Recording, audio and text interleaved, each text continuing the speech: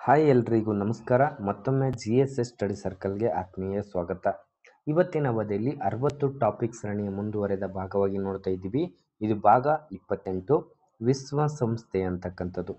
ಯಾಕಂದರೆ ಸ್ಪರ್ಧಾತ್ಮಕ ಪರೀಕ್ಷೆಯಲ್ಲಿ ವರ್ಷದಿಂದ ವರ್ಷಕ್ಕೆ ಅಪ್ಡೇಟ್ ಆಗಿರತಕ್ಕಂಥ ಪ್ರಶ್ನೋತ್ತರಗಳನ್ನು ತೆಗಿತಾ ಹೋಗ್ತಾರೆ. ಅದಕ್ಕೋಸ್ಕರ ವಿಶ್ವಸಂಸ್ಥೆ ಬಗ್ಗೆ ಯಾವೆಲ್ಲ ಅಪ್ಡೇಟ್ಗಳನ್ನು ಕೊಟ್ಟಿದ್ದಾರೆ ಅಂತಕ್ಕಂಥದ್ದು ನಿಮಗೆ ನೀಡ್ತಾ ಹೋಗ್ತೀನಿ. ನಿಮ್ಮೆಲ್ಲ ಸ್ಪರ್ಧಾತ್ಮಕ ಪರೀಕ್ಷೆಗಳಿಗೆ ಯೂಸ್ಫುಲ್ ಆಗ್ತಕ್ಕಂಥ ಮೋಸ್ಟ್ ಇಂಪಾರ್ಟೆಂಟ್ ಆಗಿರ್ತಕ್ಕಂಥ ಟಾಪಿಕ್ಗಳನ್ನ ಪಿಕ್ ಮಾಡಿ ನಿಮಗೆ ಕೊಡ್ತಕ್ಕಂಥ ಕೆಲಸ ನಾವು ಮಾಡ್ತಾ ಇದ್ದೀವಿ. ಈ ಒಂದು ವಿಚಾರವನ್ನು ನಿಮಗೆ ಇಷ್ಟ ಆದರೆ ನಿಮ್ಮ ಸ್ನೇಹ ಬಳಗಕ್ಕೆಲ್ಲ ಈ ವಿಡಿಯೋನ ಶೇರ್ ಮಾಡಿರಿ ಅಂತ ಹೇಳ್ತಾ ಬನ್ನಿ ನೋಡೋಣ.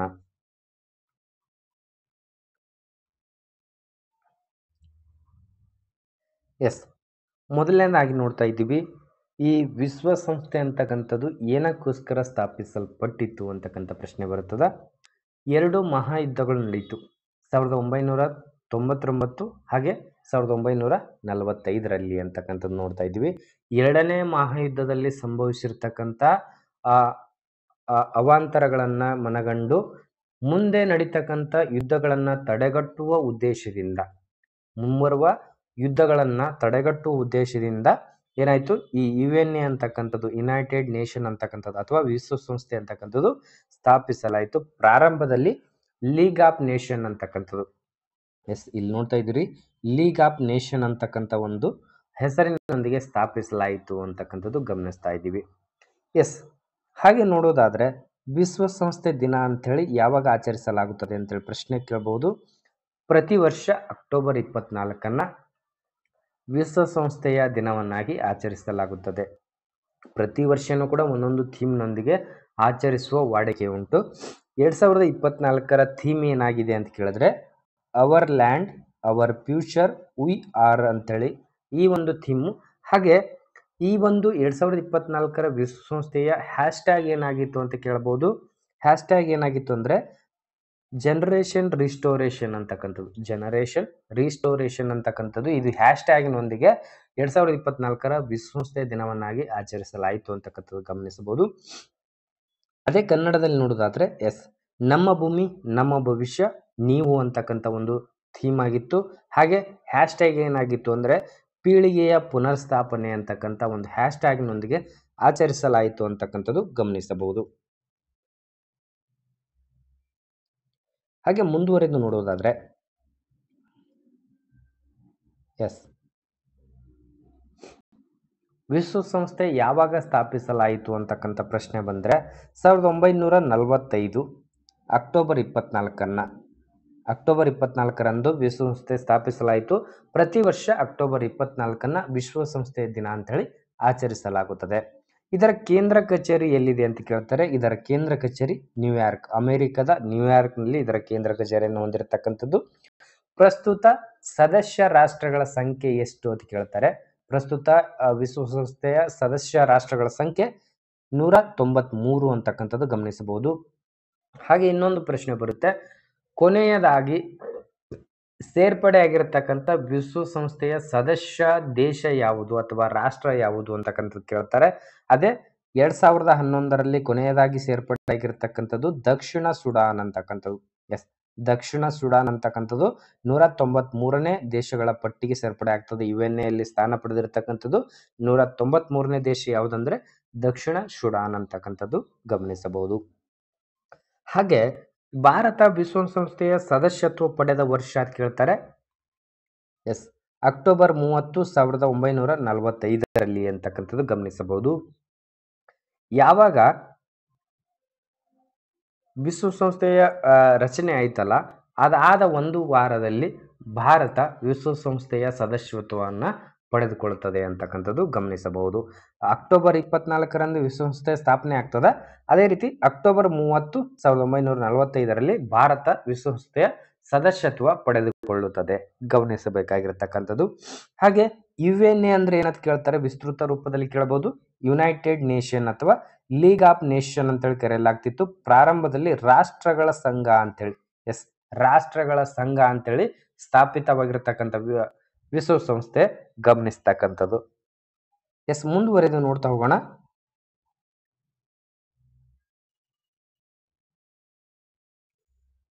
ಎಸ್.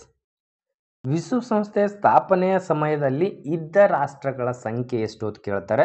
ಪ್ರಾರಂಭದಲ್ಲಿ ವಿಶ್ವಸಂಸ್ಥೆ 1945 ಅಕ್ಟೋಬರ್ 24ರಂದು ಸ್ಥಾಪಿತವಾಯಿತಲ್ಲ, ಆ ಒಂದು ಸಂದರ್ಭದಲ್ಲಿ ಎಷ್ಟು ರಾಷ್ಟ್ರಗಳನ್ನು ಒಗ್ಗೂಡಿಸಿಕೊಂಡು ಆ ಒಂದು ಸಂಘಟನೆ UN ಸ್ಥಾಪಿಸಲಾಯಿತು ಅಂದರೆ ಆ ಸಂದರ್ಭದಲ್ಲಿ 51 ರಾಷ್ಟ್ರಗಳು ಸೇರ್ಪಡೆಯಾಗಿದ್ದವು ಅಂತಕ್ಕಂಥದ್ದು ಗಮನಿಸಬಹುದು. ಇದು ಕೂಡ ಪ್ರಶ್ನೆ ಆಗ್ತಕ್ಕಂಥದ್ದು. ವಿಶ್ವಸಂಸ್ಥೆ ಸ್ಥಾಪನೆಯ ಸಮಯದಲ್ಲಿ ಇದ್ದ ರಾಷ್ಟ್ರಗಳ ಸಂಖ್ಯೆ ಅಂತ ಕೇಳ್ತಾರೆ, ಅದು 51 ರಾಷ್ಟ್ರಗಳು. ಪ್ರಸ್ತುತ ವಿಶ್ವಸಂಸ್ಥೆ ಸದಸ್ಯ ರಾಷ್ಟ್ರಗಳ ಸಂಖ್ಯೆ ಅಂತ ಕೇಳಿದ್ರೆ 193 ಅಂತಕ್ಕಂಥದ್ದು ಹಾಕಬೇಕು. ಹಾಗೆ ನೋಡೋದಾದ್ರೆ ವಿಶ್ವಸಂಸ್ಥೆ ಸ್ಥಾಪಕರು ಅಂತ ಕೇಳ್ತಾರೆ, 3 ದೇಶದ ನಾಯಕರುಗಳು ಸೇರಿಕೊಂಡು ಈ UN ಅಂತಕ್ಕಂಥ ಒಂದು ಹೆಸರನ್ನ ಕೊಡ್ತಾರೆ. ಈ ಒಂದು ಸಂಘಟನೆ ಅಥವಾ ಈ ಒಂದು ಸಂಸ್ಥೆಯನ್ನ ಹುಟ್ಟಾಕ್ತಾರೆ. ಯಾರಂತ ನೋಡೋದಾದ್ರೆ ಇಂಗ್ಲೆಂಡಿನ ವಿನ್ಸ್ಟನ್ ಚರ್ಚಿಲ್ ಅಂತಕ್ಕಂಥವ್ರು. ಎಸ್, ಇಂಗ್ಲೆಂಡಿನ ವಿನ್ಸ್ಟನ್ ಚರ್ಚಿಲ್ ಅಂತಕ್ಕಂಥವ್ರಾಗಿರ್ಬೋದು. ಹಾಗೆ ರಷ್ಯಾದ ಜೋಸೆಫ್ ಸ್ಟಾಲಿನ್ ಅಂತಕ್ಕಂಥವ್ರಾಗಿರ್ಬೋದು. ಹಾಗೆ ಅಮೆರಿಕದ ಫ್ರಾಂಕ್ಲಿನ್ ಡಿ ರೂಸ್ವೆಲ್ಟ್ ಅಂತಕ್ಕಂಥವ್ರು. ಈ 3 ಜನರು ಸೇರಿಕೊಂಡು ಈ ವಿಶ್ವಸಂಸ್ಥೆ ಅಂತಕ್ಕಂಥ ಒಂದು ಸಂಘ ಹುಟ್ಟಾಕ್ತಾರೆ ಅಂತಕ್ಕಂಥದ್ದು ಗಮನಿಸಬಹುದು. ವಿಶ್ವಸಂಸ್ಥೆಗೆ ಸ್ಥಾಪನೆಗೆ ಕಾರಣೀಕರ್ತರಾಗಿರ್ತಕ್ಕಂಥವ್ರು ಈ ಕೆಳಗೆ ಕೊಟ್ಟಿರ್ತಕ್ಕಂಥವರಲ್ಲಿ ಯಾರು ಅಲ್ಲ ಅಂತ ಕೊಡಬಹುದು. ಹೌದಾ? ಆ ರೀತಿ ಪ್ರಶ್ನೆಗಳು ಕೇಳಬಹುದು ಅಂತಕ್ಕಂಥದ್ದು ಈ ಒಂದು ಟಾಪಿಕ್ ಮೇಲೆ. ಅಥವಾ 3 ಬೇರೆ ಆಯ್ಕೆಗಳನ್ನ ಕೊಟ್ಬಿಟ್ಟು ಅದರಲ್ಲಿ ಒಬ್ಬರನ್ನ ಕೊಟ್ಬಿಟ್ಟು ಇದರಲ್ಲಿ ವಿಶ್ವಸಂಸ್ಥೆ ಸ್ಥಾಪನೆಗೆ ಕಾರಣೀಕರ್ತರಾಗಿರ್ತಕ್ಕಂಥ ಒಬ್ಬರನ್ನು ಆಯ್ಕೆ ಮಾಡಿ ಅಂತಕ್ಕಂಥದ್ದು ಪ್ರಶ್ನೆ ಕೇಳಬಹುದು. ಪ್ರಶ್ನೆನೇ ಯಾವುದೇ ರೀತಿ ತಿರುಮುರುವಾಗಿ ಕೇಳಿ ನಮಗೆ ಆ ಒಂದು ಟಾಪಿಕ್ ಗೊತ್ತಿದ್ರೆ ನಾವು ಪ್ರಶ್ನೆಗೆ ಉತ್ತರ ಹಾಕಬಹುದು ಅಂತಕ್ಕಂಥದ್ದು. ಹಾಗೆ ನೋಡುವುದಾದ್ರೆ ಖಾಯಂ ಸದಸ್ಯ ರಾಷ್ಟ್ರಗಳ ಸಂಖ್ಯೆ ಅಂತ ಕೇಳ್ತಾರೆ. ವಿಶ್ವಸಂಸ್ಥೆಯ ಖಾಯಂ ಸದಸ್ಯ ರಾಷ್ಟ್ರಗಳ ಸಂಖ್ಯೆ ಅಂತ ಕೇಳ್ತಾರೆ. ಎಷ್ಟು ಅಂದ್ರೆ 5 ಖಾಯಂ ರಾಷ್ಟ್ರ ಸಂಖ್ಯೆ ಅಂತ ಹಾಕಬೇಕಾಗತ್ತೆ. ಖಾಯಂ ಸದಸ್ಯ ರಾಷ್ಟ್ರಗಳ ಸಂಖ್ಯೆ 5. ಯಾವ್ಯಾವ ನೋಡುವುದಾದ್ರೆ Russia, France, China, England, America ಅಂತಕ್ಕಂಥದ್ದು. ಈ 5 ರಾಷ್ಟ್ರಗಳು ರಷ್ಯಾ, ಫ್ರಾನ್ಸ್, ಚೀನಾ, ಇಂಗ್ಲೆಂಡ್ ಮತ್ತು ಅಮೆರಿಕ ರಾಷ್ಟ್ರಗಳು ಇವು ಖಾಯಂ ಸದಸ್ಯತ್ವ ಪಡೆದಿರತಕ್ಕಂಥ ರಾಷ್ಟ್ರಗಳಾದ್ರೆ ಇನ್ನುಳಿದವು ಸದಸ್ಯತ್ವ ಪಡೆದಿರತಕ್ಕಂಥವು ಇವು ಖಾಯಂ ಸದಸ್ಯತ್ವ, ಅವು ನಾಮಮಾತ್ರಕ್ಕೆ ಸದಸ್ಯತ್ವ ಪಡೆದಿರತಕ್ಕಂಥ ದೇಶಗಳು ಅಂತ ಹೇಳಿ ಗುರುತಿಸಲಾಗುತ್ತದೆ. ಹಾಗೆ ವಿಶ್ವಸಂಸ್ಥೆಯಲ್ಲಿ ಮಾತನಾಡತಕ್ಕಂಥ ಭಾಷೆಗಳ ಸಂಖ್ಯೆ ಕೇಳ್ತಾರೆ. ಎಷ್ಟು ಭಾಷೆಗಳನ್ನ ಮಾತನಾಡಲಾಗುತ್ತದೆ, ಎಷ್ಟು ಭಾಷೆಗಳನ್ನ ಬಳಸಲಾಗ್ತದೆ ಅಂದ್ರೆ ಪ್ರಸ್ತುತ 6 ಭಾಷೆಗಳನ್ನ ಅಲ್ಲಿ ಬಳಸಲಾಗುತ್ತದೆ ಅಂತಕ್ಕಂಥದ್ದು. ವಿಶ್ವಸಂಸ್ಥೆಯಲ್ಲಿ 6 ಭಾಷೆಗಳನ್ನ ಅತಿ ಹೆಚ್ಚಾಗಿ ಬಳಕೆ ಆಗ್ತಕ್ಕಂಥದ್ದು. ಯಾವ್ಯಾವ ನೋಡೋದಾದ್ರೆ ಮೊದಲನೇದಾಗಿ ಅರೇಬಿಕ್ ಭಾಷೆ, ಚೈನೀಸ್ ಭಾಷೆ, ಇಂಗ್ಲಿಷ್, ಫ್ರೆಂಚ್ ಭಾಷೆ, ಸ್ಪ್ಯಾನಿಷ್ ಹಾಗೆ ರಷ್ಯನ್ ಭಾಷೆಗಳು ಅಂತಕ್ಕಂಥದ್ದು. ಈ 6 ಭಾಷೆಗಳು ಅತಿ ಹೆಚ್ಚಾಗಿ ಬಳಕೆ ಆಗಿರ್ತಕ್ಕಂಥ ಒಂದು ವಿಶ್ವಸಂಸ್ಥೆಯಲ್ಲಿ ಅಂತಕ್ಕಂಥದ್ದು ಗಮನಿಸಬಹುದು. ಹಾಗೆ ಮುಂದುವರೆದು ನೋಡೋದಾದ್ರೆ ಎಸ್, ಮಾಜಿ ಅಂದ್ರೆ ಇದಕ್ಕಿಂತ ಮುಂಚೆ 2023ರಲ್ಲಿ ಯಾರಿದ್ರು ಮಾಜಿ ಅಂದ್ರೆ ಅದಕ್ಕಿಂತ ಮುಂಚೆ ಯಾರು ವಿಶ್ವಸಂಸ್ಥೆಯ ಒಂದು ಅಧ್ಯಕ್ಷರು ಆಗಿದ್ರು ಅಂದ್ರೆ ಆಂಟೋನಿಯೋ ಗುಟೆರಸ್ ಅಂತಕ್ಕಂಥವ್ರು. ಎಸ್, ಇಲ್ಲಿ ನೋಡ್ತಾ ಇದ್ರಿ ಆಂಟೋನಿಯೋ ಗುಟೆರಸ್ ಅಂತಕ್ಕಂಥವ್ರು. ಇವರು ಯಾವ ದೇಶದವರು ಅಂದ್ರೆ ಪೋರ್ಚುಗಲ್ ದೇಶದವರು. ಒಂದು ಪ್ರಶ್ನೆ ಬರುತ್ತೆ, ಅತಿ ಹೆಚ್ಚು ಅವಧಿಗೆ ಆಯ್ಕೆಯಾಗಿರ್ತಕ್ಕಂಥ ಸದಸ್ಯರು ಯಾರು ಅಂದ್ರೆ ಇವರು ಆಂಟೋನಿಯೋ ಗುಟೆರಸ್ ಅಂತಕ್ಕಂಥವ್ರು. ಇವರು ಪೋರ್ಚುಗಲ್ ದೇಶದ ಒಬ್ರು ನಾಯಕ ಅಂತ ಹೇಳ್ಬಹುದು. ಇವರು ವಿಶ್ವಸಂಸ್ಥೆಯ ಅಧ್ಯಕ್ಷರಾಗಿ ಕಾರ್ಯನಿರ್ವಹಿಸಿದವರು. ಹಾಗೆ 2023-24ರ ಅವಧಿಯಲ್ಲಿ ಮತ್ತೊಬ್ರು ವಿಶ್ವಸಂಸ್ಥೆಯ ಸದಸ್ಯತ್ವ ಪಡ್ಕೊಂತಾರೆ, ಅಧ್ಯಕ್ಷರಾಗ್ತಾರೆ. ಯಾರು ಅಂದ್ರೆ ಡೆನ್ನಿಸ್ ಫ್ರಾನ್ಸಿಸ್ ಅಂತಕ್ಕಂಥವ್ರು. ಇಲ್ಲಿ ನೋಡ್ತಾ ಇದ್ದೀರಾ, ಡೆನ್ನಿಸ್ ಫ್ರಾನ್ಸಿಸ್ ಅಂತಕ್ಕಂಥವ್ರು. ಇವರು ಟ್ರಿಟಿನಾಡ್ ದೇಶದವರು ಅಂತಕ್ಕಂಥದ್ದು ಗಮನಿಸಬಹುದು. ಟ್ರಿಟಿನಾಡ್ ದೇಶದವರು. ಇವರು 78ನೇ ಜನರಲ್ ಅಸೆಂಬ್ಲಿಯಲ್ಲಿ ವಿಜೇತರಾಗಿರ್ತಕ್ಕಂಥವ್ರು. ಯಾರು? ಡೆನ್ನಿಸ್ ಫ್ರಾನ್ಸಿಸ್ ಅಂತಕ್ಕಂಥವ್ರು. ಇವರು ಕೂಡ ವಿಶ್ವಸಂಸ್ಥೆಯ ಸಾಮಾನ್ಯ ಸಭೆಯ ಅಧ್ಯಕ್ಷರಾಗಿ ಕಾರ್ಯನಿರ್ವಹಿಸ್ತಾ ಇದ್ರು ಅಂತಕ್ಕಂಥದ್ದು. ಇವಾಗ ಪ್ರಸ್ತುತದಲ್ಲಿ ಒಂದು ಕರೆಂಟ್ ಅಫೇರ್ಸ್ ನಲ್ಲಿ ಕೇಳ್ತಕ್ಕಂಥದ್ದು, ಈ ಪ್ರಸ್ತುತ 78 ಆಗಿದೆ. 79ನೇ ಒಂದು ಅಧಿವೇಶನ ಜರುಗಿದೆ, ಅದು ಜೂನ್ ತಿಂಗಳಿನಲ್ಲಿ. ಅದು ಸ್ವಲ್ಪ ಅಪ್ಡೇಟ್ ಮಾಡಬೇಕಾಗಿತ್ತು, ಇದರಲ್ಲಿ ಅಪ್ಡೇಟ್ ಮಾಡಿಲ್ಲ. ಇವಾಗ ಹೇಳ್ತಾ ಹೋಗ್ತೀನಿ. 79ನೇ ಅಧಿವೇಶನ ಸಾಮಾನ್ಯ ಸಭೆಯಲ್ಲಿ ಮತ್ತೊಬ್ಬ ನಾಯಕನನ್ನ ಆಯ್ಕೆ ಮಾಡ್ತಾರೆ, ಹೊಸ ಅಧ್ಯಕ್ಷರನ್ನ. ಯಾರು ಅಂದ್ರೆ ಪಿಲೆಮನ್ ಯಂಗ್ ಅಂತಕ್ಕಂಥವ್ರನ್ನ. ಎಸ್, ಇಲ್ಲಿ ಕೊಡ್ತಾ ಇದ್ದೀನಿ ಪಿಲೆಮನ್. ಎಸ್, ಪಿಲೆಮನ್ ಯಂಗ್ ಅಂತಕ್ಕಂಥವ್ರು, ಯಂಗ್ ಅಂತಕ್ಕಂಥವ್ರು ಪ್ರಸ್ತುತ ವಿಶ್ವಸಂಸ್ಥೆಯ ಸಾಮಾನ್ಯ ಸಭೆ ಅಧ್ಯಕ್ಷರಾಗಿ ಆಯ್ಕೆಯಾಗಿರ್ತಕ್ಕಂಥವ್ರು ಪಿಲೆಮನ್ ಯಂಗ್ ಅಂತಕ್ಕಂಥವ್ರು ಗಮನಿಸಬಹುದು. ಇವರು ಯಾವ ದೇಶದವರು ಅಂತಕ್ಕಂಥದ್ದು ಕಮೆಂಟ್ ಬಾಕ್ಸ್ನಲ್ಲಿ ಕಮೆಂಟ್ ಮಾಡ್ತಾ ಹೋಗ್ರಿ.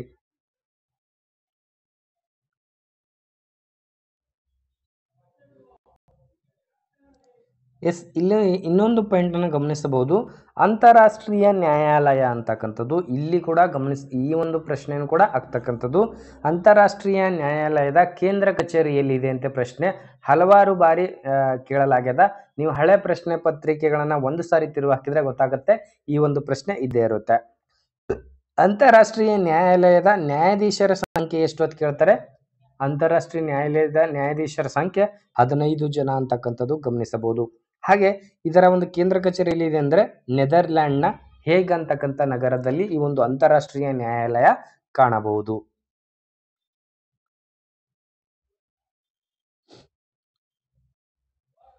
ಹಾಗೆ ಮುಂದುವರೆದು ನೋಡುವುದಾದ್ರೆ ವಿಶ್ವಸಂಸ್ಥೆಯ ಅಂಗಸಂಸ್ಥೆಗಳು ಯಾವುವು ಅಂತ ಕೇಳ್ತಾರೆ. ಒಂದು ಪ್ರಶ್ನೆ ಕೊಟ್ಬಿಟ್ಟು ಇವತ್ತು KSಗೆ ಆಗಿರ್ಬೋದು ಅಥವಾ PDO SDFDಗೆ ಆಗಿರ್ಬೋದು ಈ ತರಹದ ಪ್ರಶ್ನೆಗಳು ಯಾವ ರೀತಿ ಬರ್ತವೆ ಅಂದ್ರೆ, ಈ ಕೆಳಗೆ ಕೊಟ್ಟಿರ್ತಕ್ಕಂಥವುಗಳಲ್ಲಿ ವಿಶ್ವಸಂಸ್ಥೆಯ ಅಂಗಸಂಸ್ಥೆ ಯಾವುದು ಅಲ್ಲ ಅಂತಕ್ಕಂಥದ್ದು, ಅಥವಾ ಕೆಳಗೆ ಕೊಟ್ಟಿರ್ತಕ್ಕಂಥವುಗಳಲ್ಲಿ ವಿಶ್ವಸಂಸ್ಥೆಯ ಅಂಗಸಂಸ್ಥೆಗಳು ಯಾವುವು ಅಂತಕ್ಕಂಥದ್ದು 1, 2, 3, 1, 2, 4 ಈ ರೀತಿ ಆಯ್ಕೆಗಳ ಸ್ವರೂಪದಲ್ಲಿ ಪ್ರಶ್ನೆಗಳು ಕೇಳ್ತಕ್ಕಂಥದ್ದು. ನಾವು ಇದ್ರ ಬಗ್ಗೆ ಸ್ವಲ್ಪ ನೋಡೋಣ. ವಿಶ್ವಸಂಸ್ಥೆಯ ಅಂಗಸಂಸ್ಥೆಗಳು ಯಾವುವು ಅಂದ್ರೆ, ಮೊದಲನೇದಾಗಿ ಸಾಮಾನ್ಯ ಸಭೆ ಇದೆ, ಭದ್ರತಾ ಸಮಿತಿ ಅಂತಕ್ಕಂಥದ್ದಿದೆ, ಸಾಮಾಜಿಕ ಮತ್ತು ಆರ್ಥಿಕ ಸಮಿತಿ ಅಂತಕ್ಕಂಥದ್ದಿದೆ, ಹಾಗೆ ಟ್ರಸ್ಟಿ ಸಮಿತಿ ಅಂತಕ್ಕಂಥದ್ದು ಉಂಟು, ಸಚಿವಾಲಯ ಅಂತಕ್ಕಂಥದ್ದಿದೆ, ಹಾಗೆ ಅಂತಾರಾಷ್ಟ್ರೀಯ ನ್ಯಾಯಾಲಯ ಅಂತಕ್ಕಂಥ ನಾವು ಕೊನೆಯದಾಗಿ ನೋಡಿದ್ದೀವಿ. ಅಂತಾರಾಷ್ಟ್ರೀಯ ನ್ಯಾಯಾಲಯ ಕೇಂದ್ರ ಕಚೇರಿ ಎಲ್ಲಿದೆ ಅಂದ್ರೆ ನೆದರ್ಲ್ಯಾಂಡ್ನ ಹೇಗ್ ನಗರದಲ್ಲಿ ಅಂತಕ್ಕಂಥದ್ದು. ಅಂತಾರಾಷ್ಟ್ರೀಯ ನ್ಯಾಯಾಲಯದ ನ್ಯಾಯಾಧೀಶರ ಸಂಖ್ಯೆ ಅಂತ ಕೇಳಿದ್ರೆ ಎಷ್ಟು, 15 ಜನ ನ್ಯಾಯಾಧೀಶರು ಅಲ್ಲಿ ಕಾರ್ಯನಿರ್ವಹಿಸ್ತಾ ಇದ್ದಾರೆ ಅಂತಕ್ಕಂಥದ್ದು ಕೂಡ ಗಮನಿಸಬಹುದು. ಒಟ್ಟು ವಿಶ್ವಸಂಸ್ಥೆಯ ಅಂಗಸಂಸ್ಥೆಗಳು ಯಾವುವು ಅಂದ್ರೆ 6 ಅಂಗಸಂಸ್ಥೆಗಳು ಹೊಂದಿರತಕ್ಕಂಥದ್ದು. ಸಾಮಾನ್ಯ ಸಭೆ, ಭದ್ರತಾ ಸಮಿತಿ, ಹಾಗೆ ಭದ್ರತೆ, ಸಾಮಾಜಿಕ ಆರ್ಥಿಕ ಸಮಿತಿ, ಟ್ರಸ್ಟಿ ಸಮಿತಿ, ಸಚಿವಾಲಯ, ಅಂತಾರಾಷ್ಟ್ರೀಯ ನ್ಯಾಯಾಲಯ ಅಂತಕ್ಕಂಥದ್ದು ಗಮನಿಸಬಹುದು.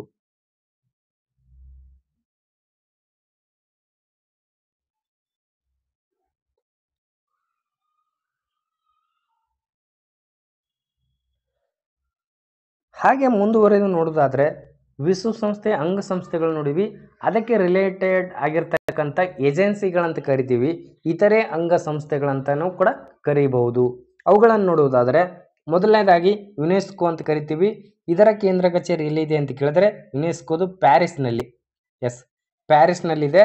ಇದು ಫ್ರಾನ್ಸ್ನ ಪ್ಯಾರಿಸ್ನಲ್ಲಿ ಇದರ ಕೇಂದ್ರ ಕಚೇರಿ ಬರ್ತದೆ. 1945ರಲ್ಲಿ ಇದನ್ನ ಸ್ಥಾಪಿಸಲಾಯಿತು ಅಂತಕ್ಕಂಥದ್ದು ಯುನೆಸ್ಕೋ ಅಂತಕ್ಕಂಥದ್ದು. ಮುಂದುವರೆದು ಸ್ವಲ್ಪ ಇದ್ರ ಬಗ್ಗೆ ಮಾಹಿತಿಯನ್ನು ನೋಡ್ತಗೋಣ. ಕ್ವಿಕ್ ಆಗಿ ನಿಮ್ಮ ಪರೀಕ್ಷೆಗೆ ಯೂಸ್ಫುಲ್ ಆಗಲಿ ಅನ್ನೋ ದೃಷ್ಟಿಕೋನದಿಂದ ಒಂದು ಸೈಡ್ ಕೊಡ್ತಕ್ಕಂಥದ್ದು.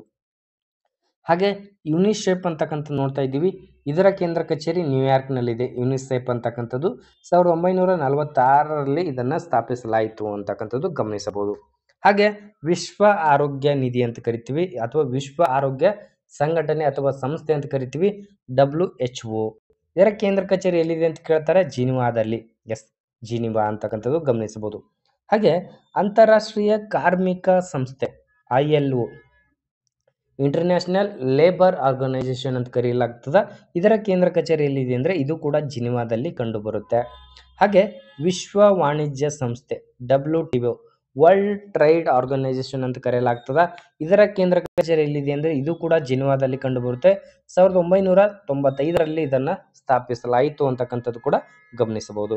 ಹಾಗೆ ನೋಡಿದೀವಿ ಅಂತಾರಾಷ್ಟ್ರೀಯ ನ್ಯಾಯಾಲಯ ಅಂತಕ್ಕಂಥದ್ದು ಇದು ಕೇಂದ್ರ ಕಚೇರಿ ಎಲ್ಲಿದೆ ಅಂದ್ರೆ ನೆದರ್ಲ್ಯಾಂಡ್ನ ಹೇಗ್ ನಗರದಲ್ಲಿ ಕಂಡು ಬರುತ್ತದೆ. ಹಾಗೆ ವಿಶ್ವ ಹವಾಮಾನ ಸಂಸ್ಥೆ WMO ಅಂತೇಳಿ ಕರೆಯಲಾಗ್ತದೆ. ಇದು ಕೂಡ ಜಿನಿವಾದಲ್ಲಿ ಇದರ ಕೇಂದ್ರ ಕಚೇರಿ ಕಂಡು ಬರುತ್ತೆ. 1950ರಲ್ಲಿ WMO ಅಂತಕ್ಕಂಥದ್ದು ಇದನ್ನ ಸ್ಥಾಪಿಸಲಾಗಿರ್ತಕ್ಕಂಥದ್ದು 1950. ಇದರ ಕೇಂದ್ರ ಕಚೇರಿ ಜಿನಿವಾದಲ್ಲಿ ಕಂಡು ಬರುತ್ತೆ. ಕ್ವಿಕ್ ಆಗಿ ನೋಡೋದಾದ್ರೆ ಯುನೆಸ್ಕೋ ಸ್ಥಾಪನೆ ಆಗಿದ್ದು 1945, ಇದರ ಕೇಂದ್ರ ಕಚೇರಿ ಪ್ಯಾರಿಸ್ನಲ್ಲಿ ಇದೆ ಅಂತಕ್ಕಂಥದ್ದು. ಹಾಗೆ ಯುನಿಸೆಫ್ ಅಂತಕ್ಕಂಥದ್ದು ನ್ಯೂಯಾರ್ಕ್ನಲ್ಲಿ ಕೇಂದ್ರ ಕಚೇರಿ ಇದೆ. 1946ರಲ್ಲಿ ಇದನ್ನು ಸ್ಥಾಪಿಸಲಾಯಿತು. ಹಾಗೆ ವಿಶ್ವ ಆರೋಗ್ಯ ಸಂಸ್ಥೆ WHO ಇದರ ಕೇಂದ್ರ ಕಚೇರಿ ಕೂಡ ಜಿನಿವಾದಲ್ಲಿದೆ. ಅಂತಾರಾಷ್ಟ್ರೀಯ ಕಾರ್ಮಿಕ ಸಂಸ್ಥೆ ILO ಇದು ಕೂಡ ಜಿನಿವಾದಲ್ಲಿದೆ. ವಿಶ್ವ ವಾಣಿಜ್ಯ ಸಂಸ್ಥೆ WTO ಇದು ಕೂಡ ಜಿನಿವಾದಲ್ಲಿ ಕಂಡು ಬರುತ್ತೆ. ಇದು ಕೂಡ 1995ರಲ್ಲಿ ಸ್ಥಾಪಿತವಾಗಿರತಕ್ಕಂಥ ಒಂದೊಂದು ಟೈಮಲ್ಲಿ ಸ್ಥಾಪಿತವಾದ ವರ್ಷಗಳನ್ನೇ ಪ್ರಶ್ನೆ ಆಗಿ ತೆಗಿತಕ್ಕಂಥದ್ದು. ಹಾಗೆ ಅಂತಾರಾಷ್ಟ್ರೀಯ ನ್ಯಾಯಾಲಯ ನೆದರ್ಲ್ಯಾಂಡ್ನ ಹೇಗ್ ನಗರದಲ್ಲಿ ಕಂಡುಬರುತ್ತದೆ. ವಿಶ್ವ ಹವಾಮಾನ ಸಂಸ್ಥೆ ಸ್ಥಾಪಿತವಾಗಿದ್ದು 1950. ಇದರ ಕೇಂದ್ರ ಕಚೇರಿ ಕೂಡ ಜಿನಿವಾದಲ್ಲೇ ಕಂಡುಬರುತ್ತೆ. ಎಸ್, ನೆಕ್ಸ್ಟ್ ಮುಂದುವರೆದು ನೋಡೋದಾದ್ರೆ ಇನ್ನೊಂದಿಷ್ಟು ಸಂಸ್ಥೆಗಳ ಬಗ್ಗೆ ನೋಡೋದಾದ್ರೆ ಆಹಾರ ಮತ್ತು ಕೃಷಿ ಸಂಸ್ಥೆ. ಎಸ್, ಆಹಾರ ಮತ್ತು ಕೃಷಿ ಸಂಸ್ಥೆ FAO ಅಂತೇಳಿ ಕರೆಯಲಾಗ್ತದೆ. ಇದರ ಕೇಂದ್ರ ಕಚೇರಿ ಎಲ್ಲಿದೆ ಅಂದರೆ ರೋಮ್ ದೇಶದಲ್ಲಿ ಅಥವಾ ರೋಮ್ ನಗರದಲ್ಲಿ. ಅದು ಎಲ್ಲಿದೆ ಅಂದರೆ ಇಟಲಿ ದೇಶದ ರೋಮ್ ನಗರದಲ್ಲಿ ಈ ಒಂದು ಆಹಾರ ಮತ್ತು ಕೃಷಿ ಸಂಸ್ಥೆಯ ಒಂದು ಕೇಂದ್ರ ಕಚೇರಿ ಇದೆ. ಇದು ಎಷ್ಟರಲ್ಲಿ ಸ್ಥಾಪಿತವಾಯಿತು ಅಂದರೆ 1945ರಲ್ಲಿ ಅಂತಕ್ಕಂಥದ್ದು ಗಮನಿಸಬಹುದು.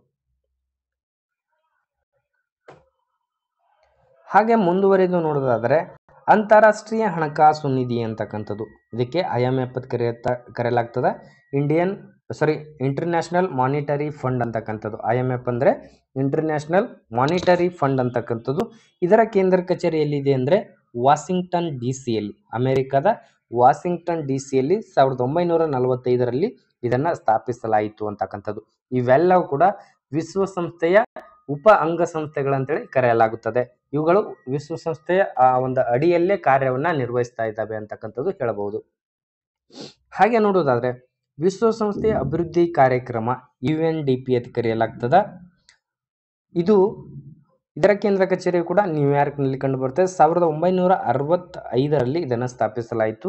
ವಿಶ್ವಸಂಸ್ಥೆ ಅಭಿವೃದ್ಧಿ ಕಾರ್ಯಕ್ರಮ ಅಂತ ಹೇಳಿ ಕರೆಯಲಾಗುತ್ತೆ. ಹಾಗೆ ವಿಶ್ವಸಂಸ್ಥೆಯ ಪರಿಸರ ಕಾರ್ಯಕ್ರಮ UNEP ಅಂತೇಳಿ, ವಿಶ್ವಸಂಸ್ಥೆಯ ಪರಿಸರ ಕಾರ್ಯಕ್ರಮ ಅಂತಕ್ಕಂಥದ್ದು. ಇದರ ಕೇಂದ್ರ ಕಚೇರಿ ಎಲ್ಲಿದೆ ಅಂದರೆ ನೈರೋಬಿ, ಕೆನ್ಯಾ ದೇಶದ ನೈರೋಬಿಯಲ್ಲಿ ಇದರ ಒಂದು ಕೇಂದ್ರ ಕಚೇರಿ ಇದೆ. 1972ರಲ್ಲಿ ಇದನ್ನ ಸ್ಥಾಪಿಸಲಾಯಿತು UNEP ಅಂತಕ್ಕಂಥದ್ದು. ಹಾಗೆ ಅಂತಾರಾಷ್ಟ್ರೀಯ ಅಣುಶಕ್ತಿ ಸಂಸ್ಥೆ IAEA ಅಂತೇಳಿ ಕರೆಯಲಾಗ್ತದ. ಇದರ ಕೇಂದ್ರ ಕಚೇರಿ ವಿಯೆನ್ನಾದಲ್ಲಿ ಇದೆ. ವಿಯೆನ್ನಾ 1957ರಲ್ಲಿ 1957ರಲ್ಲಿ ಈ ಅಂತಾರಾಷ್ಟ್ರೀಯ ಅಣುಶಕ್ತಿ ಸಂಸ್ಥೆ ಅಂತಕ್ಕಂಥದ್ದು ಸ್ಥಾಪಿತವಾಗಿದೆ ಅಂತಕ್ಕಂಥದ್ದು ಗಮನಿಸ್ತಾ ಇದ್ದೀರಿ. ಹಾಗೆ ಮುಂದುವರಿದು ನೋಡೋದಾದ್ರೆ ಆವಾಗಲೇ ನಾವು ಹೈಲೈಟ್ ಆಗಿ ಒಂದಿಷ್ಟು ಕ್ವಿಕ್ ಆಗಿ ನೋಡ್ತಾ ಬಂದಿದ್ದೀವಿ. ಪ್ರಸ್ತುತ ಯುನಿಸೆಫ್ ಅಂತಕ್ಕಂಥದ್ದು ನೋಡ್ತಾ ಹೋಗೋಣ. ಪ್ರಾರಂಭದಲ್ಲಿ ಈ ಯುನಿಸೆಫ್ ಅಂದರೆ ಏನು ಅಂತೇಳಿ ಪ್ರಶ್ನೆ ಆಗ್ಬೋದು. ಯುನಿಸೆಫ್ ಅಂದರೆ United Nations International children's emergency fund ಅಂತಕ್ಕಂಥದ್ದು. ಗಮನಿಸಿ, ಇನ್ನೊಂದ್ಸಲ ಯುನಿಸೆಫ್ನ ವಿಸ್ತೃತ ರೂಪದಲ್ಲಿ ಕೇಳಿದ್ರೆ ಪ್ರಶ್ನೆ ಆ ರೀತಿನೂ ಕೇಳಬಹುದು. ಯುನಿಸೆಫ್ನ ವಿಸ್ತೃತ ರೂಪ ಏನು ಅಂತೇಳಿ ಕೆಳಗೆ ಕೊಡ್ತಾ ಹೋಗ್ತಾರೆ ಆಯ್ಕೆಗಳನ್ನು. ನಾವು ಈ ಒಂದು ಆಯ್ಕೆ ಗೊತ್ತಿದ್ರೆ ಬೇರೆ ಆಯ್ಕೆಗಳನ್ನ ಹುಡುಕೋ ಅವಶ್ಯಕತೆನೇ ಇಲ್ಲ. ಹಾಗೆ ಮೊದಲನೇದಾಗಿ United Nations International children's emergency fund ಅಂತಕ್ಕಂಥದ್ದು. ಹಾಗೆ ಇದ್ರ ಬಗ್ಗೆ ಸ್ವಲ್ಪ ನೋಡ್ತಾ ಹೋಗೋಣ. ಇದು 1946ರಲ್ಲಿ ಸ್ಥಾಪಿತವಾಗಿರ್ತಕ್ಕಂಥದ್ದು. ಇದರ ಕೇಂದ್ರ ಕಚೇರಿ ನ್ಯೂಯಾರ್ಕ್ನಲ್ಲಿದೆ.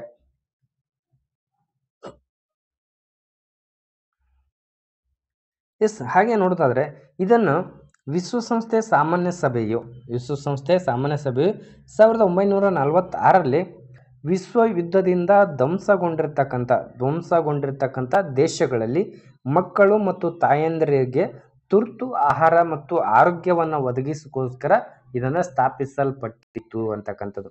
ಏನು, ಯುದ್ಧದಲ್ಲಿ ಅಲ್ಲಿ ಧ್ವಂಸವಾಗಿರ್ತಕ್ಕಂಥ ಒಂದು ಸ್ಥಳದಲ್ಲಿ ಮಕ್ಕಳನ್ನ ಹಾಗೆ ತಾಯಂದಿರುಗಳ ತುರ್ತು ಆರೋಗ್ಯ ಮತ್ತು ಆಹಾರವನ್ನು ಒದಗಿಸೋಸ್ಕರ ಸ್ಥಾಪಿತವಾಗಿರ್ತಕ್ಕಂಥ ಸಂಸ್ಥೆ ಯಾವುದು ಅಂದರೆ ಯುನಿಸೆಫ್ ಅಂತಕ್ಕಂಥದ್ದು. United Nations International children's emergency fund ಅಂತಕ್ಕಂಥದ್ದು ಇದರ ಒಂದು ಇದು ಯುದ್ಧ ನಡೆದಿರ್ತಕ್ಕಂಥ ಒಂದು ದೇಶದಲ್ಲಿ ಅಲ್ಲಿ ತಾಯಂದಿರು ಮಕ್ಕಳಿಗಾಗಲಿ ಒಂದು ಆಹಾರ ಆಗಿರ್ಬೋದು ಅಥವಾ ಆರೋಗ್ಯವನ್ನು ಒದಗಿಸ್ತಕ್ಕಂಥ ಕಾರ್ಯ ಯಾವುದು ಮಾಡ್ತದೆ ಅಂದರೆ ಯುನಿಸೆಫ್ ಅಂತಕ್ಕಂಥದ್ದು. ಹಾಗೆ ಮುಂದುವರಿದು ನೋಡ್ತಾ ಹೋಗೋಣ.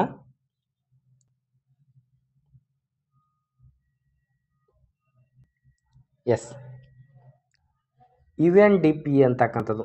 UNDPಯ ವಿಸ್ತೃತ ರೂಪ ಏನು ಅಂತ ಕೇಳ್ತಾ ಹೋಗ್ತಾರೆ. Yes, United Nations development programme ಅಂತೇಳಿ, ಯುನೈಟೆಡ್ ನೇಷನ್ ಡೆವಲಪ್ಮೆಂಟ್ ಪ್ರೋಗ್ರಾಮ್ ಅಂತೇಳಿ ಇದನ್ನ ಕರೆಯಬಹುದು. UNDP ಆ ಒಂದು ವರದಿಯನ್ನ ಪ್ರಕಟಣೆ ಮಾಡ್ತದ ಮಾನವ ಅಭಿವೃದ್ಧಿ ಸೂಚ್ಯಂಕ ಅಂತಕ್ಕಂಥದ್ದು. 2024ರ ಮಾನವ ಅಭಿವೃದ್ಧಿ ಸೂಚ್ಯಂಕದಲ್ಲಿ ಯಾವ ದೇಶ ಮೊದಲ ಸ್ಥಾನದಲ್ಲಿ ಇದೆ ಅಂತಕ್ಕಂಥದ್ದು ಕಮೆಂಟ್ ಬಾಕ್ಸ್ ನಲ್ಲಿ ಕಮೆಂಟ್ ಮಾಡ್ತಾ ಹೋಗ್ರಿ. ಹಾಗೆ ಇದರ ಕೇಂದ್ರ ಕಚೇರಿ ಎಲ್ಲಿದೆ? UNDPಯ ಕೇಂದ್ರ ಕಚೇರಿ, ಯುನೈಟೆಡ್ ನೇಷನ್ ಡೆವಲಪ್ಮೆಂಟ್ ಪ್ರೋಗ್ರಾಮ್ನ ಕೇಂದ್ರ ಕಚೇರಿ ಎಲ್ಲಿದೆ ಅಂದ್ರೆ ಅಮೆರಿಕದ ನ್ಯೂಯಾರ್ಕ್ ನಲ್ಲಿ. ಎಸ್, ಅಮೆರಿಕದ ನ್ಯೂಯಾರ್ಕ್ ನಲ್ಲಿ. ಇದು 1965ರಲ್ಲಿ ಸ್ಥಾಪಿತವಾಗಿರ್ತಕ್ಕಂಥದ್ದು. ವಿಶ್ವಸಂಸ್ಥೆ ಅಭಿವೃದ್ಧಿ ಕಾರ್ಯಕ್ರಮ UNAಯು ಜಾಗತಿಕ ಅಭಿವೃದ್ಧಿ ಜಾಲವಾಗಿರ್ತಕ್ಕಂಥದ್ದು. UNDPಯನ್ನು 1965ರಲ್ಲಿ ಸ್ಥಾಪಿತವಾಗಿರ್ತಕ್ಕಂಥದ್ದು. ಇದು ಅಭಿವೃದ್ಧಿಶೀಲ ರಾಷ್ಟ್ರಗಳಿಗೆ ತಜ್ಞರ ಸಲಹೆ, ತರಬೇತಿ, ಅನುದಾನವನ್ನ ನೀಡುತ್ತದೆ ಅಂತಕ್ಕಂಥದ್ದು. ಏನ್ ಮಾಡ್ತದ? ಅಭಿವೃದ್ಧಿಶೀಲ ರಾಷ್ಟ್ರಗಳಿಗೆ ಏನ್ ಮಾಡ್ತಾರ? ತಜ್ಞರ ಸಲಹೆಯನ್ನು ನೀಡ್ತಾರ, ತರಬೇತಿಯನ್ನು ನೀಡ್ತಾರ, ಹಾಗೆ ಅನುದಾನವನ್ನ ನೀಡ್ತಕ್ಕಂಥದ್ದು ಏನ್ ಮಾಡ್ತದ? ಈ UNDP ಅಂತಕ್ಕಂಥದ್ದು ಮಾಡಲಾಗುತ್ತದೆ. UNDP ಕಾರ್ಯವಾಗಿದೆ ಅಂತೇಳಿ ಹೇಳ್ಬೋದು. ಕಡಿಮೆ ಅಭಿವೃದ್ಧಿ ಹೊಂದಿದ ದೇಶಗಳಿಗೆ ಸಹಾಯದ ಮೇಲೆ ಹೆಚ್ಚಿನ ಒತ್ತು ನೀಡುತ್ತದೆ ಅಂತಕ್ಕಂಥದ್ದು. ಇನ್ನೇನು ಅಭಿವೃದ್ಧಿಶೀಲ ರಾಷ್ಟ್ರಗಳಿಗೆ ಸಲಹೆ, ಸೂಚನೆಗಳು ಮತ್ತು ಅನುದಾನವನ್ನು ಕೊಟ್ಟರೆ, ಇನ್ನು ಅಭಿವೃದ್ಧಿ ಹೊಂದಬೇಕಾಗಿರ್ತಕ್ಕಂಥ ರಾಷ್ಟ್ರಗಳಿಗೆ, ಕಡಿಮೆ ಅಭಿವೃದ್ಧಿ ಹೊಂದಿದ ರಾಷ್ಟ್ರಗಳಿಗೆ ಸಹಾಯ ಮಾಡೋಕೆ ಮುಂದಾಗಿರ್ತಕ್ಕಂಥದ್ದು UNDP ಅಂತಕ್ಕಂಥ. ಅವುಗಳನ್ನು ಕೂಡ ಅಭಿವೃದ್ಧಿಶೀಲ ರಾಷ್ಟ್ರಗಳತ್ತ ಕೊಂಡೊಯ್ಯೋದಕ್ಕೆ ಈ ಒಂದು UNDP ಅತಿ ಹೆಚ್ಚು ಒತ್ತು ನೀಡುತ್ತದೆ ಅಂತಕ್ಕಂಥದ್ದು ಗಮನಿಸಬಹುದು.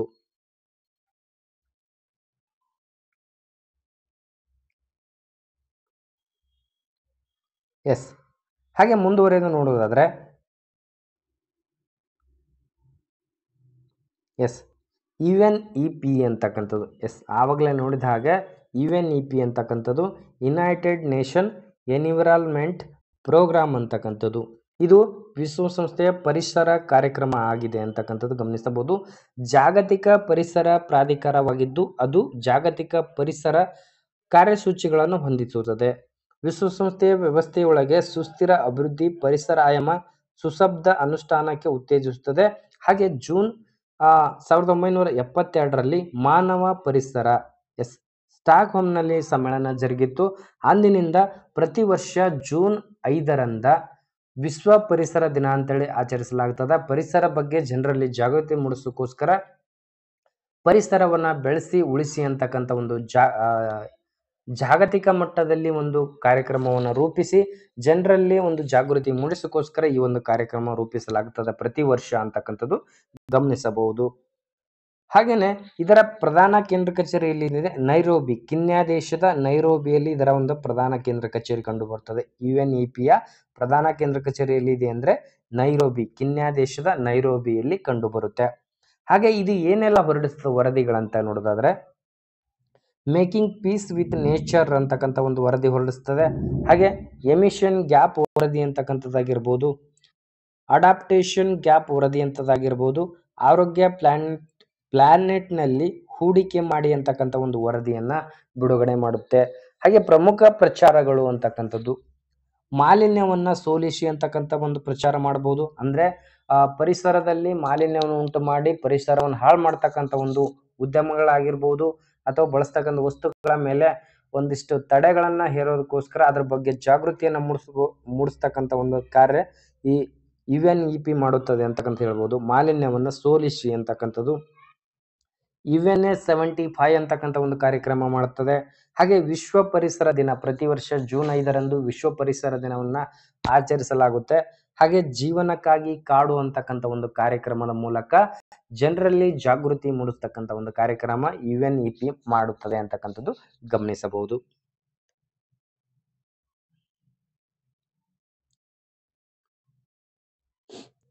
ಹಾಗೆ ಮುಂದುವರೆದು ನೋಡೋದಾದ್ರೆ ILO ಅಂತಕ್ಕಂಥದ್ದು ಇಂಟರ್ನ್ಯಾಷನಲ್ ಲೇಬರ್ ಆರ್ಗನೈಸೇಷನ್ ಅಂತಕ್ಕಂಥದ್ದು ನೋಡ್ತಾ ಇದ್ದೀವಿ. ಇದರ ಕೇಂದ್ರ ಕಚೇರಿ ಜಿನಿವಾದಲ್ಲಿ. 1946ರಲ್ಲಿ ಇದನ್ನು ಸ್ಥಾಪಿಸಲಾಯಿತು. ಇಂಟರ್ನ್ಯಾಷನಲ್ ಲೇಬರ್ ಆರ್ಗನೈಸೇಷನ್ ಅಂತಕ್ಕಂಥದ್ದು ಯುನೈಟೆಡ್ ನೇಷನ್ ಏಜೆನ್ಸಿ ಆಗಿದ್ದು ಸಾಮಾಜಿಕ ನ್ಯಾಯವನ್ನು ಮುನ್ನಡೆಸುವುದು ಮತ್ತು ಅಂತಾರಾಷ್ಟ್ರೀಯ ಕಾರ್ಮಿಕರ ಮಾನದಂಡಗಳನ್ನು ಹೊಂದಿಸುವ ಮೂಲಕ ಯೋಗ್ಯ ಕೆಲಸವನ್ನು ಉತ್ತೇಜಿಸುವುದು ಇದರ ಆದೇಶವಾಗಿ ಲೀಗ್ ಆಫ್ ನೇಷನ್ ಏಜೆನ್ಸಿ ಆಗಿದೆ ಅಂತಕ್ಕಂಥದ್ದು. ಏನ್ ಮಾಡ್ತದ, ಕಾರ್ಮಿಕರಿಗೆ ಮಾನದಂಡಗಳನ್ನು ಹೊಂದಿಸಿ ಯೋಗ್ಯ ಕೆಲಸವನ್ನು ಉತ್ತೇಜಿಸುವ ಒಂದು ಕಾರ್ಯ ಯಾವ್ದು ಮಾಡ್ತದೆ ಅಂದ್ರೆ ಈ ಇಂಟರ್ನ್ಯಾಷನಲ್ ಲೇಬರ್ ಆರ್ಗನೈಸೇಷನ್ ಅಂತಕ್ಕಂಥದ್ದು. ಇದನ್ನು 1999ರಲ್ಲಿ ರಚಿಸಲಾಯಿತು. ವರ್ಸೆಲ್ಸ್ ಒಪ್ಪಂದ ಭಾಗವಾಗಿ ವಿಶ್ವ ಸಮರ 1 ಕೊನೆಗೊಂಡಿತ್ತು. ಅಂತಾರಾಷ್ಟ್ರೀಯ ಕಾರ್ಮಿಕ ಸಮಾವೇಶಗಳು ಮತ್ತು ಶಿಫಾರಸುಗಳನ್ನು ಉದ್ಯಮದಲ್ಲಿ ಗಂಟೆಗಳ ಕೆಲಸ, ನಿರುದ್ಯೋಗ, ಹೆರಿಗೆ ರಕ್ಷಣೆ, ಮಹಿಳೆಯರಿಗೆ ರಾತ್ರಿ ಕೆಲಸ, ಕನಿಷ್ಠ ವಯಸ್ಸು, ಉದ್ಯಮದಲ್ಲಿ ಯುವಕರಿಗೆ ರಾತ್ರಿ ಕೆಲಸ 2 ವರ್ಷಗಳಿಗಿಂತ ಕಡಿಮೆ ಅವಧಿಯಲ್ಲಿ ಅಳವಡಿಸಿಕೊಳ್ಳಲಾಯಿತು ಅಂತಕ್ಕಂಥದ್ದು. ವಿಶ್ವಸಂಸ್ಥೆಯ ಒಪ್ಪಂದಕ್ಕೆ ಸಹಿ ಹಾಕುವ ಮೂಲಕ ILO 1945ರಲ್ಲಿ ವಿಶ್ವಸಂಸ್ಥೆಯ ವಿಶೇಷ ಸಂಸ್ಥೆಯಾಗಿ ಬೆಳೆಯಿತು ಅಂತಕ್ಕಂಥದ್ದು ಗಮನಿಸಬಹುದು. ಮೊದಲನೇದಾಗಿ ಇಲ್ಲಿ ಗಮನಿಸಬಹುದು, ಗಂಟೆಗಳ ಕೆಲಸ ಅಂತೇಳಿ ನಿರ್ಧಾರ ಮಾಡೋದಾಗಿರ್ಬೋದು, ನಿರುದ್ಯೋಗ, ಹೆರಿಗೆಯ ಸಂದರ್ಭದಲ್ಲಿ ರಕ್ಷಣೆ ಆಗಿರ್ಬೋದು, ಮಹಿಳೆಯರ ರಾತ್ರಿ ಕೆಲಸದ ಬಗ್ಗೆ ಆಗಿರ್ಬೋದು, ಕನಿಷ್ಠ ವಯಸ್ಸು ಆಗಿರ್ಬೋದು, ಉದ್ಯಮದಲ್ಲಿ ಯುವಕರಿಗೆ ರಾತ್ರಿ ಕೆಲಸದ 2 ವರ್ಷಕ್ಕಿಂತ ಕಡಿಮೆ ಅವಧಿಗೆ ಅದು ಅಳವಡಿಸಿಕೊಳ್ಳಲಾಯಿತು ಅಂತಕ್ಕಂಥದ್ದು ಗಮನಿಸಬಹುದು. ಇಲ್ಲಿ ಪ್ರಮುಖವಾಗಿ ಕಾರ್ಮಿಕರ ಒಂದು ಯೋಗಕ್ಷೇಮದ ಬಗ್ಗೆ ಅತಿ ಹೆಚ್ಚು ಒತ್ತನ್ನು ನೀಡತಕ್ಕಂಥದ್ದು ಯಾವುದು ಅಂದ್ರೆ ಇಂಟರ್ನ್ಯಾಷನಲ್ ಲೇಬರ್ ಆರ್ಗನೈಸೇಷನ್ ಅಂತಕ್ಕಂಥದ್ದು. ಮುಂದುವರೆದು ನೋಡುವುದಾದ್ರೆ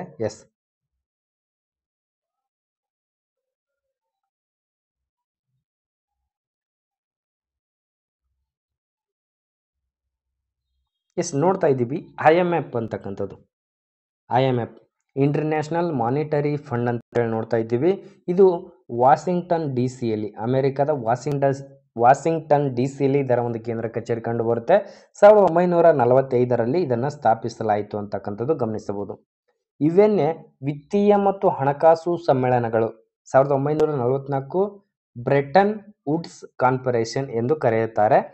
ಬ್ರಿಟನ್ ವುಡ್ಸ್ ನ್ಯೂ ಹ್ಯಾಪರ್ ಸೈರ್ ಅಂತಕ್ಕಂಥ ಯುನೈಟೆಡ್ ನೇಷನ್ ನಲ್ಲಿ 2ನೇ ಮಹಾಯುದ್ಧದ ಮುಕ್ತಾಯದ ನಂತರ ಅಂತಾರಾಷ್ಟ್ರೀಯ ವಿತ್ತೀಯ ಮತ್ತು ಆರ್ಥಿಕ ಕ್ರಮವನ್ನು ನಿಯಂತ್ರಿಸುವ ಸಲುವಾಗಿ ಇದನ್ನ ಸ್ಥಾಪಿಸಲಾಯಿತು ಅಂತಕ್ಕಂಥದ್ದು. 1945ರಲ್ಲಿ ಅಂತಾರಾಷ್ಟ್ರೀಯ ಹಣಕಾಸು ನಿಧಿ ಅಂತಕ್ಕಂಥದ್ದು ಸ್ಥಾಪಿಸಲ್ಪಟ್ಟಿತ್ತು ಅಂತಕ್ಕಂಥದ್ದು ನೋಡ್ತಾ ಇದ್ದೀವಿ.